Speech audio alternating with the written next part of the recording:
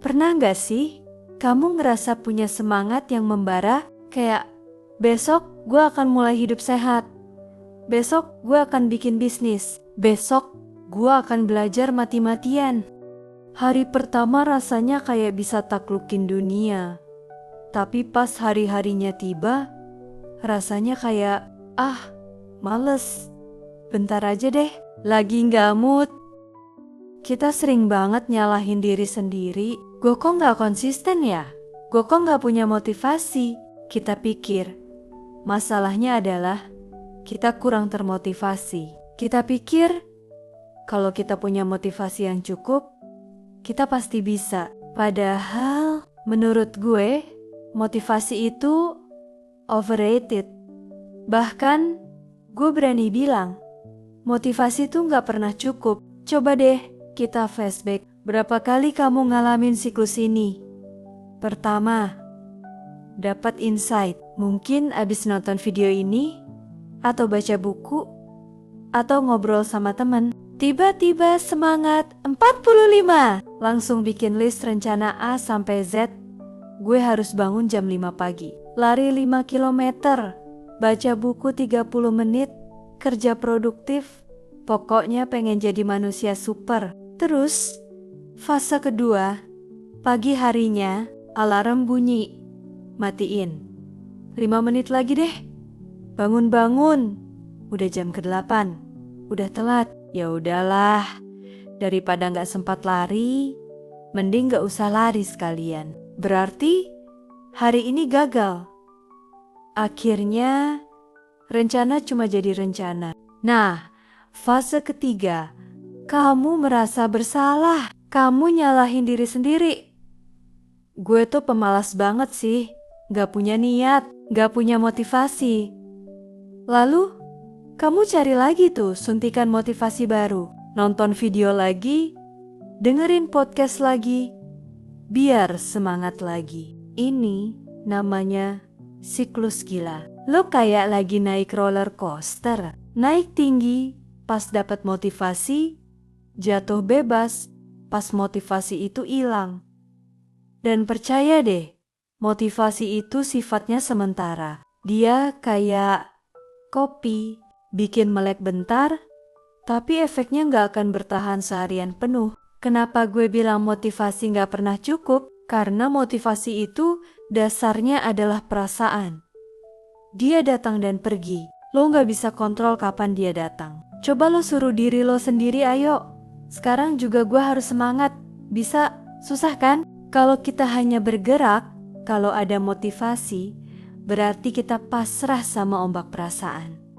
Kalau lagi good mood, produktif. Kalau lagi bad mood, berantakan. Nah, orang-orang yang sukses dan konsisten, mereka tuh gak punya rahasia motivasi level dewa. Mereka cuma paham satu hal. Mereka gak ngandelin motivasi.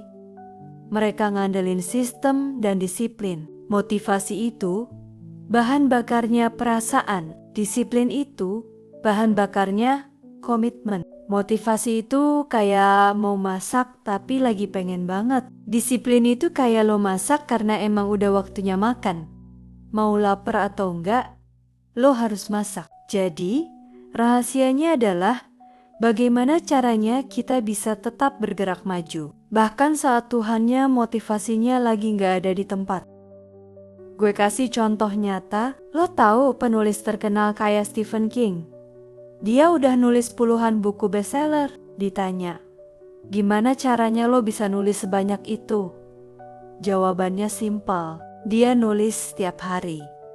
Dari jam 8 pagi sampai jam 12 siang. Setiap hari, gak peduli dia lagi mood nulis atau enggak, gak peduli inspirasinya datang atau enggak. Pokoknya, jam 8, dia harus duduk di depan komputer dan nulis. Atau contoh yang lebih dekat, Atoretto, Olimpiado. Lo pikir mereka latihan setiap hari karena setiap hari mereka semangat 45? Enggak. Pasti ada hari-hari di mana mereka males, capek, pengen nyerah. Tapi mereka tetap datang ke gym, tetap lari, karena itu udah jadi bagian dari jadwal hidup mereka. Bukan soal motivasi, tapi soal identitas. Mereka berkata, aku adalah seorang atlet. Atlet itu ya latihan. Mau capek atau enggak. Gue juga dulu gitu. Dulu gue pengen rutin bikin konten, tapi gue selalu nunggu mood bagus untuk rekaman. Hasilnya, konten gue nggak pernah kelar-kelar. Sampai akhirnya gue ubah mindset, gue bikin aturan. Setiap hari Selasa dan Kamis malam, jam 7, gue harus rekam. Mau capek, mau bete, mau garing. Pokoknya mulai aja dulu. Dan anehnya, begitu gue mulai, rasa malas itu perlahan hilang. Oke, gue ngerti teorinya.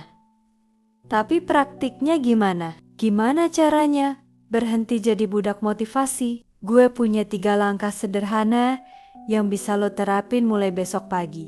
Pertama, kecilkan aksi, hilangkan hambatan. Jangan bikin target yang muluk-muluk. Jangan bilang, aku harus lari 5 kilometer. Bilang aja aku cukup pakai sepatu lari dan keluar rumah selama 5 menit.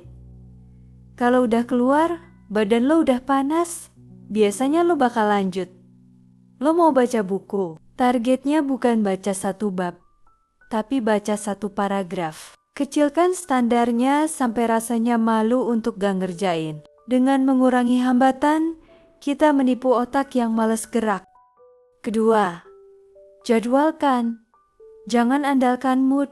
Motivasi itu kapan datangnya gak jelas. Makanya, lo yang harus tentuin waktunya.